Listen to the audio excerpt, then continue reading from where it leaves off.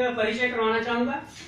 मेरे बाईं तरफ राज्य प्रधान श्रीमती हेमलता ठाकुर जी हैं और दाईं साइड में पुनू शर्मा जी हैं। आप जिला सोलन के प्रधान हैं और अंजू शर्मा जी हैं, आप जिला बिलासपुर के प्रधान हैं और सुमन जी हमारे प्रेस सचिव है, राज्य प्रेस सचिव का कार्य ये देख रहे हैं और जस्टा जी जिला शिमला के प्रधान है।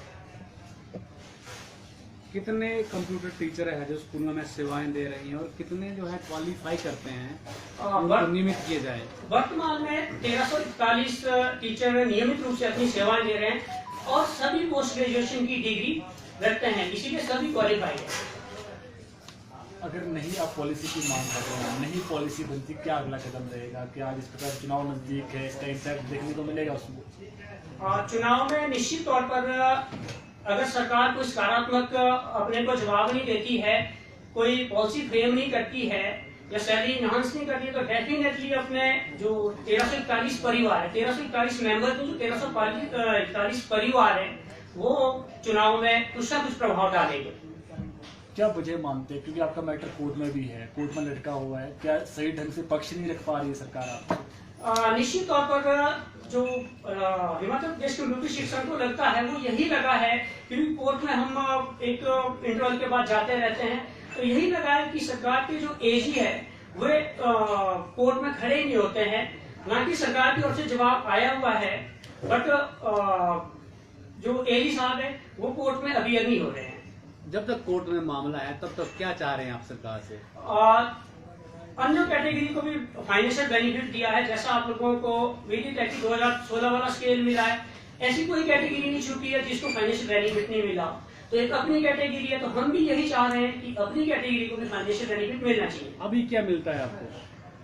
अभी अगर वर्तमान की बात करें तो मैंने प्रेस विज्ञप्ति में भी ऐसा लिखा है, अपने को सरकार की ओर से अभी 17,000 रुपए मासिक वेतन दिया जाता है, लेकिन उसमें भी फंडा क्या है कि नाइलेट का कमीशन है, कमीशन काट के अपने को कैश इन हैंड जो मिल रहा है वो 14,000 के आसपास मिल रहा है।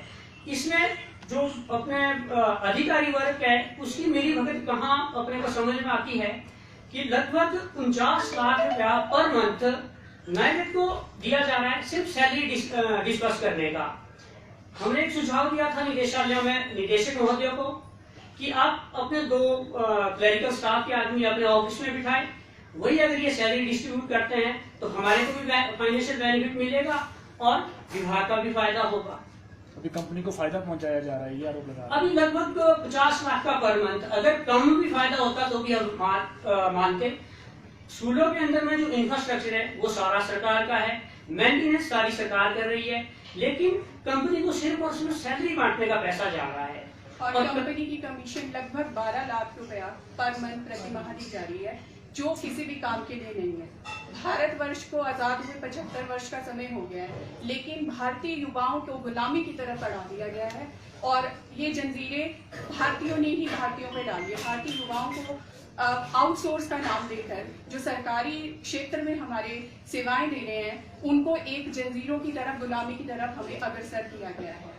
तो ये लगभग जो परिवार हैं जो आप आउटसोर्स के नाम पे बात करते हैं, 35,000 परिवार, आप गाहे बगाहे ये बात होती रहती है और हमें भी उसमें इंक्लूड किया गया है आउटसोर्स पे।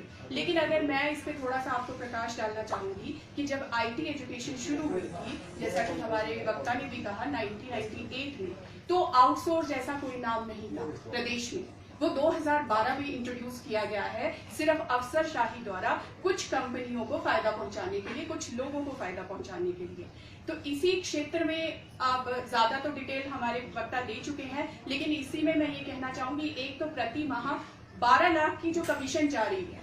दूसरी बात है कि 2000 हमारा जो लास्ट प्रोजेक्ट टेंडर हुआ था वो 2013 में हुआ था नाइलेट चंडीगढ़ के साथ, और उसे शिफ्ट किया गया नाइलेट शिमला को इन बिटवीन, और उसमें तब से लेकर आज तक लगभग 22 आधी है, 23 आने वाले, तो लगभग 10 वर्ष का समय होने जा रहा है। लेकिन वो टेंडर उसी टाइम हुआ था, उसके बाद कोई टेंडर नहीं हुआ नया, और लगातार 3 महीने, 6 महीने या साल की एक्सटेंशन देके उसको आगे बढ़ाया जा रहा है।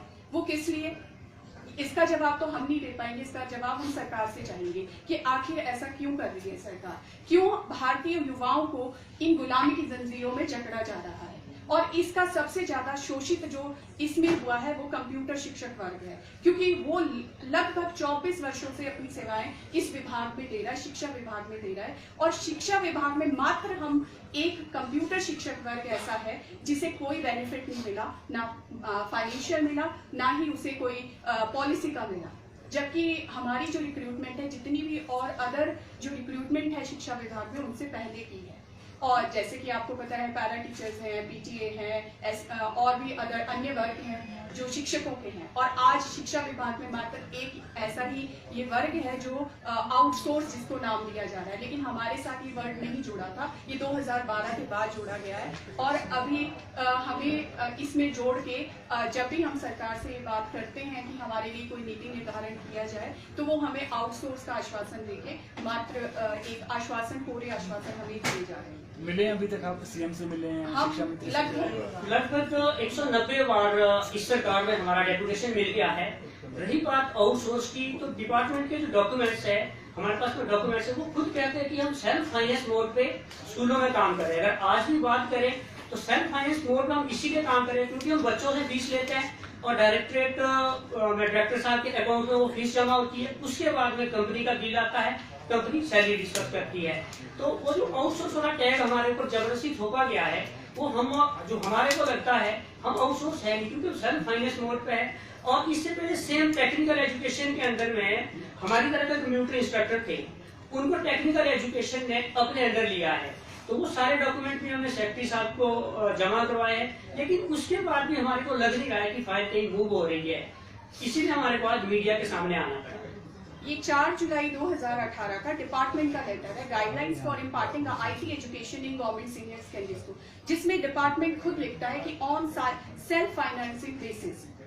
जब डिपार्टमेंट खुद लिखता है, फिर हमें आउटसोर्स पे जोड़ के फिर हमारी जो मांगे हैं उनको दरकिनार किया जा रहा है। तो हमारे पास शायद सरकार तक अपनी बात पहुंचाने का आप लोगों से अच्छा साधन कोई नहीं था, क्योंकि जब भी हम सरकार के पास गए, हम किसी भी आज तक 4.5 वर्ष के समय में बीजेपी के कार्यकाल में ही हम लगभग, जैसा कि हमने बताया कि 190 बार हम मिल चुके हैं लगभग, तो उनमें से हमें सिर्फ आश्वासन मिले। लेकिन एक और इसमें बात मैं जोड़ना चाहूंगी कि आईटी एजुकेशन को हिमाचल में शुरू करने का श्रेय भी बीजेपी गवर्नमेंट को जाता है। बीजेपी गवर्नमेंट हमारे सामने ही 2 टेन्योर और भी पूरे कर चुकी है, जिसमें हमें आश्वासन मिले हैं। और 2017 के विजन जो डॉक्यूमेंट था, दृष्टि पत्र भाजपा का, उसमें हमारी समस्याओं के समाधान की बात कही गई। उस बिहाफ पे हम गवर्नमेंट से मिले, 4.25 वर्ष तक उन्होंने हमें आश्वासन भी दिए हैं। अभी भी हमें आशा है कि सरकार हमारे पक्ष में कोई निर्णय लेगी, हमें अभी भी आशा है, इस बारे में हम अभी भी आश्वस्त हैं। तो हम सरकार से चाहते हैं कि वो जल्द से जल्द एक निश्चित समय अवधि में हमारे लिए कोई पॉजिटिव निर्णय ले, हमें राहत प्रदान की जाए। 1341 परिवार है, इस आशा से हिमाचल के आपकी ओर देख रहे हैं, माननीय मुख्यमंत्री जी की ओर देख रहे हैं, जिनसे हमने कई बार अपनी रिक्वेस्ट की है। तो और आप पत्रकार बंधुओं के माध्यम से मैं उन तक ये अपनी बात पहुंचाना चाहूंगी, 1341 परिवारों की बात पहुंचाना चाहूंगी। सीधा सवाल करेंगे, चुनाव काफी कम वक्त रह गया है, 2 महीने बाद चुनाव हो ही जाएंगे, अगला कदम क्या रहेगा? क्या प्रोटेस्ट का रास्ता अपनाएंगे या इंतजार करेंगे सरकार के फैसला हो जाए? यदि आंदोलन की बात की जाए तो शिक्षा विभाग में हमने सबसे बड़ा आंदोलन किया है, चैन हंगर स्ट्राइक हमने की है। लगभग 180 दिन हमने वो हंगर स्ट्राइक चलाई है।